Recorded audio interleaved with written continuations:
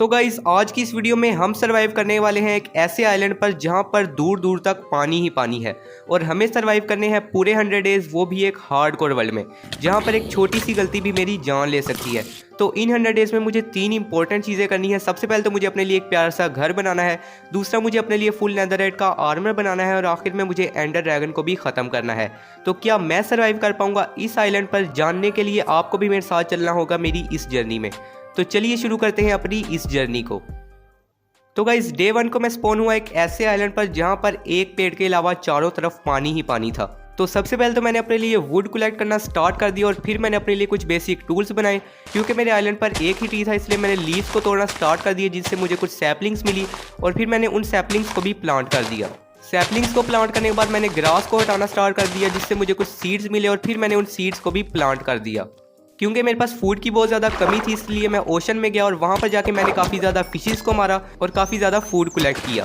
Fishes को मारते मारते रात होगी तो मैं जल्दी से अपने आइलैंड पर गया और वहाँ पर जाके मैंने देखा कि मेरे कुछ ट्रीज़ भी ग्रो हो चुके थे, इसलिए मैंने थोड़ी सी वुड कलेक्ट की। और अब क्योंकि मैं सो नहीं सकता था इसलिए मैंने डिग डाउन करना स्टार्ट कर दिया और सोचा कि थोड़ी देर माइनिंग कर ली जाए। माइनिंग करते हुए मुझे कुछ कोल मिला तो मैंने उस कोल को माइन कर लिया। कोल को माइन करते वक्त मुझे वहाँ पर एक क्रीपर मिला जो कि बस ब्लास्ट होने ही वाला था, लेकिन मैंने उसे जल्दी से मार दिया। उसके बाद मैंने अपने टूल्स को स्टोन में अपग्रेड किया और डिग डाउन करना स्टार्ट कर दिया। तभी मुझे कुछ आयरन मिला तो मैंने उस आयरन को भी जल्दी से माइन कर लिया। आयरन को माइन करने के बाद मैंने अपने लिए फर्नेस बनाया और फिर मुझे जितना भी आयरन मिला था मैंने उस सारे आयरन को स्मेल्ट होने के लिए रख दिया। आयरन को स्मेल्ट करने के बाद मैंने अपनी पिकेक्स को आयरन में अपग्रेड किया और फिर मैंने दोबारा से अपनी माइनिंग को कंटिन्यू कर दिया। थोड़ी ही देर माइनिंग करने के बाद मुझे कुछ और आयरन मिला तो मैंने उस आयरन को भी कलेक्ट कर लिया और उसके बाद मैं माइनिंग कर ही रहा था और तभी मुझे कुछ गोल्ड दिखाई दिया तो मैंने उस गोल्ड को भी जल्दी से कलेक्ट कर लिया। उसके बाद मुझे जितना भी आयरन और गोल्ड मिला था मैंने उस सबको स्मेल्ट करने के लिए रख दिया। क्योंकि मेरे पास आयरन की थोड़ी कमी थी इसलिए मैंने अपना आधा आर्मर गोल्ड का बना लिया और आधा आर्मर आयरन का। और अब गाइस फाइनली हमारा आर्मर भी कंप्लीट हो चुका था। तो इसके बाद मैंने अपने फूड को स्मेल्ट कर लिया और उसके बाद मैंने डायमंड को माइन करने के लिए डिग डाउन करना स्टार्ट कर दिया। काफ़ी ज़्यादा नीचे आने के बाद मैंने डायमंड की माइनिंग स्टार्ट कर दी और तभी मुझे लगा कि डीप स्लेट को तोड़ने में काफ़ी ज़्यादा टाइम लग रहा है, इसलिए मैंने अपना क्राफ्टिंग टेबल रखा और जल्दी से मैंने कुछ ट्रैप डोर्स बनाए और फिर मैंने ट्रैप डोर लगाकर 1 ब्लॉक की माइनिंग करना स्टार्ट कर दी। थोड़ी ही देर माइनिंग करने के बाद मुझे कुछ डायमंड्स मिले तो मैंने उन डायमंड्स को जल्दी से कलेक्ट कर लिया। उसके बाद मैंने डे 4 से डे 7 तक अपनी डायमंड की माइनिंग को कंटिन्यू रखा और तभी मुझे काफ़ी ज़्यादा डायमंड्स मिले। और अब गाइस फाइनली हमारे पास 16 डायमंड्स हो चुके थे, लेकिन अभी भी ये काफ़ी ज़्यादा कम थे क्योंकि इनसे हमारा आर्मर क्राफ्ट नहीं हो सकता था। डायमंड की माइनिंग करते हुए मुझे एक केव मिली जिसको मैंने एक्सप्लोर करना स्टार्ट किया। केव को एक्सप्लोर करते हुए मुझे वहाँ पर एक स्केलेटन मिला जिसको मैंने अपनी स्वॉर्ड से मार दिया। थोड़ी ही देर एक्सप्लोर करने के बाद मुझे वहाँ पर एक लावा का पूल मिला और उसके साथ ही कुछ ऑब्सीडियंस भी थे, इसलिए मैंने अपने लिए एक डायमंड की पिकेक्स क्राफ्ट की और फिर मैंने ऑब्सीडियंस को माइन करना स्टार्ट कर दिया। ऑब्सीडियंस को माइन करने के बाद मैंने दोबारा से केव को एक्सप्लोर करना स्टार्ट कर दिया और तभी मुझे एक माइन शाफ्ट मिली। माइन शाफ्ट में जाने के बाद वहाँ पर मुझे कुछ लावा मिला तो मैंने उसे अपनी बकेट कलेक्ट कर लिया। उसके बाद मैंने माइन शाफ्ट से स्ट्रिंग को कलेक्ट करना स्टार्ट कर दिया ताकि मैं अपना बेड भी बना सकूं। और फिर माइन शाफ्ट को एक्सप्लोर करते हुए मुझे कुछ ज़ॉम्बीज़ मिले तो मैंने उन ज़ॉम्बीज़ को भी जल्दी से मार दिया। उसके बाद मैंने दोबारा से स्ट्रिंग को कलेक्ट करना स्टार्ट कर दिया और तभी मुझ पर कुछ केव स्पाइडर्स ने हमला कर दिया, जिससे काफ़ी मुश्किल से मैं अपनी जान बचाकर भाग गया। केव स्पाइडर से जान बचाने के बाद मैंने दोबारा से माइन शाफ्ट को एक्सप्लोर करना स्टार्ट कर दिया और तभी मुझे कुछ डायमंड्स मिले तो मैंने जल्दी से उन डायमंड्स को माइन कर लिया। उसके बाद डे 12 को फाइनली मैं अपने आइलैंड पर वापस आ गया और मैंने देखा कि मेरे सब ट्रीज भी ग्रो हो चुके थे और जो सीड्स मैंने प्लांट किए थे वो भी ग्रो हो चुके थे। तो सबसे पहले तो मैंने अपने लिए डायमंड का आर्मर बनाया और फिर मैंने अपने लिए एक डायमंड की स्वॉर्ड बनाई और उसके बाद मैंने कुछ चेस्ट बनाकर जितना भी सामान मुझे माइनिंग से मिला था मैंने उस सब सामान को स्टोर करवा दिया। उसके बाद मेरे जितने भी ट्रीज ग्रो हो चुके थे मैंने उन सब से वुड को कलेक्ट किया और दोबारा से उनकी सैपलिंग्स को रीप्लांट कर दिया। रात हो रही थी तो मैंने जल्दी से अपने लिए बेड क्राफ्ट किया और फिर मैं सो गया। सुबह उठते ही मैंने अपने लिए एक बोट क्राफ्ट की और फिर मैंने ओशन को एक्सप्लोर करना स्टार्ट कर दिया। थोड़ी ही देर एक्सप्लोर करने के बाद मुझे एक शिपरेक दिखा, वहाँ पर मुझे एक चेस्ट मिली जिसमें कुछ पेपर्स थे तो मैंने उन पेपर्स को कलेक्ट कर लिया। उसके बाद मैंने दोबारा से ओशन को एक्सप्लोर करना स्टार्ट कर दिया। थोड़ी ही देर एक्सप्लोर करने के बाद मुझे एक और शिपरेक मिला तो मैं जल्दी से उस शिपरेक में गया और ये शिपरेक पिछले से काफ़ी ज़्यादा अच्छा था क्योंकि यहाँ पर मुझे 3 चेस्ट मिली जिसमें काफ़ी ज़्यादा अच्छा सामान मुझे मिला जिसको मैंने कलेक्ट कर लिया। उसके बाद मैंने एप्पल खाकर अपनी भूख मिटाई और दोबारा से ओशन को एक्सप्लोर करना स्टार्ट कर दिया। थोड़ी ही देर एक्सप्लोर करने के बाद मुझे एक और शिपरैक मिला जिसमें से मुझे कुछ चेस्ट मिली, तो मैंने उनमें से सारे सामान को कलेक्ट कर लिया। और यहाँ पर मुझे एक चीज़ नहीं मिली, वो थी स्पर्स वुड, तो मैंने इसको भी कलेक्ट कर लिया। उसके बाद मैंने दोबारा से एक्सप्लोर करना स्टार्ट कर दिया और तभी मुझे कुछ ऐसा दिखा जो हमारी जर्नी को काफ़ी ज़्यादा आगे लेकर जा सकता था, और वो था शुगर केन। तो मैंने जल्दी से उस शुगर केन को कलेक्ट कर लिया और अपने आइलैंड पर वापस आ गया। आइलैंड पर वापस आने के बाद मैंने अपने शुगर केन को प्लांट कर दिया और फिर मैंने अपने सीड्स को दोबारा से रीप्लांट किया और अपने फार्म को भी थोड़ा सा एक्सटेंड किया। उसके बाद मैंने जल्दी से पोर्टल बनाया और मैं चला गया नेदर में। नेदर में हमारा पोर्टल काफ़ी अच्छी जगह पर खुला जहाँ पर कोई भी खतरा नहीं था, इसलिए मैंने नेदर को एक्सप्लोर करना स्टार्ट कर दिया। एक्सप्लोर करते हुए ही मुझे कुछ गोल्ड मिला, तो मैंने उस गोल्ड को माइन कर लिया और उस गोल्ड के नीचे ही कुछ नेदर क्वार्ट्ज थे, तो मैंने उनको भी जल्दी से माइन कर लिया। उसके बाद मैंने दोबारा से एक्सप्लोर करना स्टार्ट कर दिया और तभी मुझे एक रेड बायो मिली जहाँ पर कुछ होगलिन्स थे और इनसे हमें काफ़ी ज़्यादा लेदर मिल सकता था, इसलिए मैं जल्दी से वहाँ पर गया और मैंने होगलिन्स को मारना स्टार्ट कर दिया। बहुत सारे होगलिन्स को मारने के बाद अब मेरे पास काफ़ी ज़्यादा लेदर और फूड हो चुका था, इसलिए मैं जल्दी से पोर्टल की तरफ गया और अपने आइलैंड पर वापस आ गया। वापस आने के बाद मुझे जितना भी सामान नेदर से मिला था मैंने उस सब को अपनी चेस्ट में स्टोर कर दिया और उसके बाद मैंने अपने फूड को स्मेल्ट होने के लिए रख दिया। अब बारी थी अपने आइलैंड को थोड़ा बड़ा करने की, इसलिए मैंने ट्रीज को रिमूव करना स्टार्ट कर दिया और अपने आइलैंड को भी फ्लैट करना स्टार्ट कर दिया।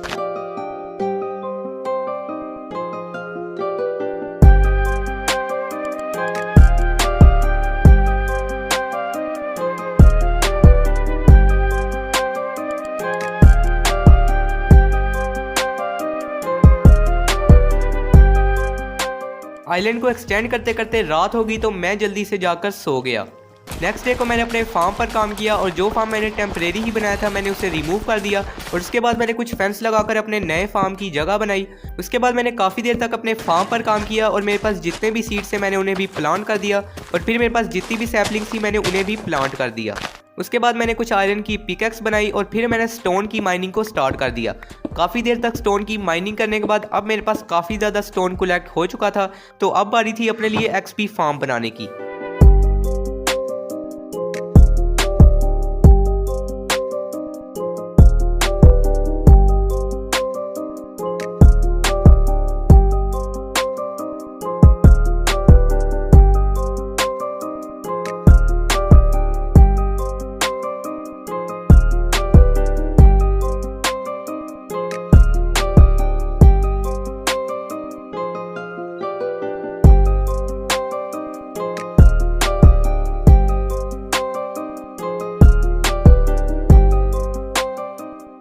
फाइनली गाइस अब हमारा एक्सपी फार्म भी कंप्लीट हो चुका था, तो इसके बाद मैं यहाँ से बाहर गया और फिर मैंने पानी में जंप लगा दिया। उसके बाद नेक्स्ट डे को मैंने अपने फार्म पर काम किया, सब सीड्स को रीप्लांट किया। उसके बाद मैंने देखा कि मेरे एक्सपी फार्म में काफ़ी ज़्यादा मॉब्स आ चुके थे, तो मैंने एक्सपी कलेक्ट करना स्टार्ट कर दी।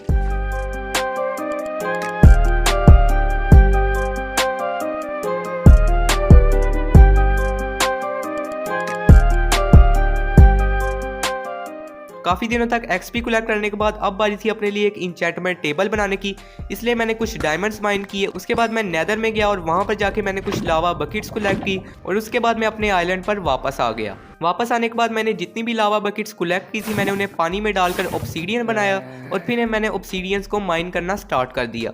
ऑब्सीडियंस को कलेक्ट करने के बाद मैंने देखा कि अब रात हो चुकी थी, तो मैं जल्दी से जाकर सो गया।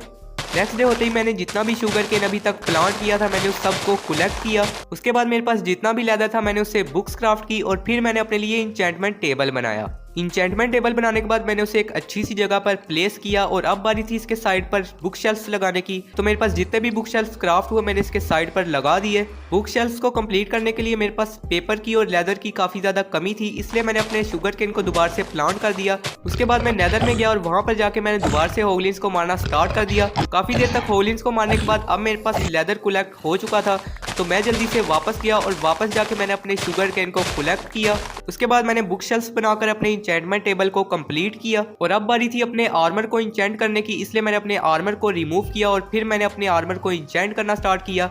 और गाइस जैसे ही मैंने अपनी चेस्ट प्लेट को इंचेंटमेंट के लिए रखा और तो मैंने देखा कि मुझे उस पर प्रोटेक्शन 4 मिल गई, जो कि गाइस काफ़ी ज़्यादा अमेजिंग थी। उसके बाद गाइस मैंने अपनी लेगिंग्स को भी इंचेंट किया जिस पर मुझे प्रोटेक्शन 3 मिली। और फिर गाइस मैंने अपने हेलमेट को इंचेंट किया जिस पर मुझे ब्लास्ट प्रोटेक्शन 4 मिल रही थी और उसके साथ ही गाइस मुझे उसके ऊपर एक्वा इंफिनिटी भी मिली। फिर गाइस मैंने अपने बूट्स को इंचेंट किया जिस पर मुझे डेथ स्ट्राइडर 3 के साथ प्रोटेक्शन 4 मिली। और फिर गाइस मैंने अपनी स्वॉर्ड को इंचेंट किया जिस पर मुझे बेन ऑफ आर्थ्रोपोड 4 मिली और उसके साथ ही गाइस मुझे अनब्रेकिंग 3 भी मिल गई। उसके बाद गाइस मैंने अपनी पिकेक्स को इंचेंट किया जिस पर गाइस मुझे काफी ज्यादा अमेजिंग इंचेंटमेंट्स मिली। वो थी गाइस अनब्रेकिंग 3 और एफिशिएंसी 4 जो कि गाइस मेरे लिए काफी ज्यादा अमेजिंग थी। आर्मर को इंचेंट करने के बाद अब बारी थी अपने लिए एक प्यारा सा घर बनाने की। इसलिए मेरे आइलैंड पर जितने भी ट्रीज ग्रो हो चुके थे मैंने उन सब से वुड को कलेक्ट करना स्टार्ट कर दिया। वुड को कलेक्ट करने के बाद मेरे आइलैंड पर जहाँ जहाँ पर भी सैंड थी मैंने वहाँ पर भी डर्ट लगाई और अपने आइलैंड को बिल्कुल अच्छी तरह से फ्लैट किया। और उसके बाद मैंने अपना घर बनाना स्टार्ट कर दिया।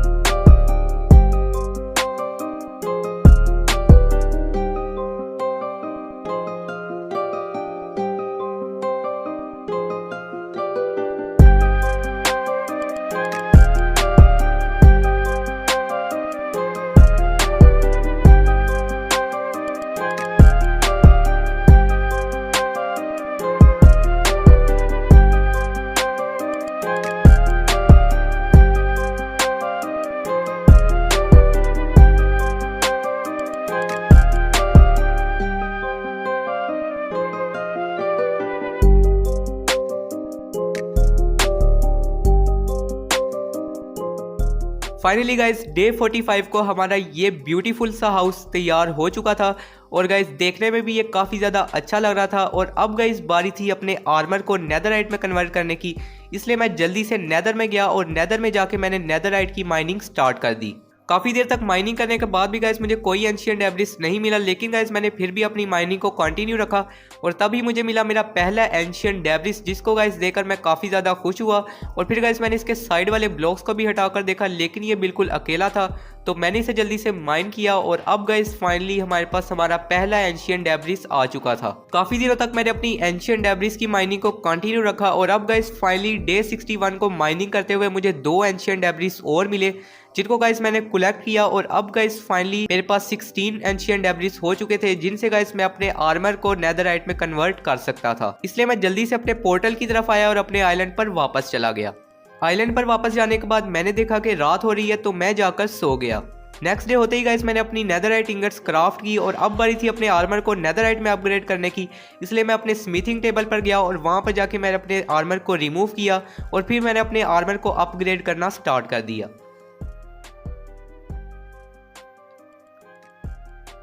अपने सारे आर्मर को अपग्रेड करने के बाद मैंने उसे एक्विप किया और अब गाइस फाइनली हमारा नेदरराइट का आर्मर कंप्लीट हो चुका था। और अब गाइस ये देखने में भी काफ़ी ज़्यादा अच्छा लग रहा था और गाइस हम काफ़ी ज़्यादा पावरफुल हो चुके थे। और अब गाइस मुझे लग रहा था कि एंडर ड्रैगन को ख़त्म करने का भी टाइम आ चुका है। इसलिए गाइस सबसे पहले तो मैंने अपने फार्म पर काम किया और फिर मैंने सीड्स को रीप्लांट किया। उसके बाद मैंने अपने लिए ब्रेड क्राफ्ट की और फिर मेरे पास जितने भी सीड्स थे मैंने उन्हें चेस्ट में स्टोर कर दिया। ये सब करने के बाद मैं अपने पोर्टल में गया ताकि मैं जल्दी से नेदर फोर्ट्रेस ढूंढ सकूं। नेदर फोर्ट्रेस ढूंढते ढूंढते काफ़ी ज़्यादा दिन बीत गए थे और अब गाइस फाइनली डे 70 को मुझे मिला मेरा पहला नेदर फोर्ट्रेस।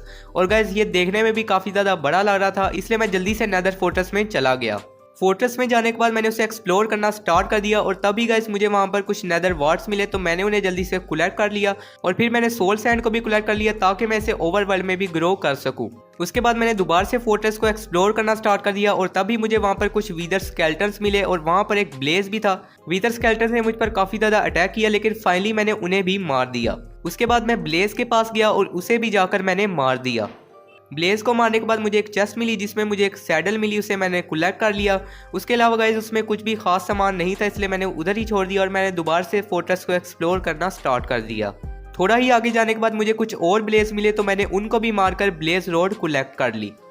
काफ़ी ज़्यादा ब्लेज रोड कलेक्ट करने के बाद मैं फोर्ट्रेस से बाहर आ गया और तभी मुझे मिला एक क्रिम्सन फॉरेस्ट। वहाँ पर जाके मैंने बोट बनाई और एंडरमैन्स को उनमें बिठाकर मारना स्टार्ट कर दिया।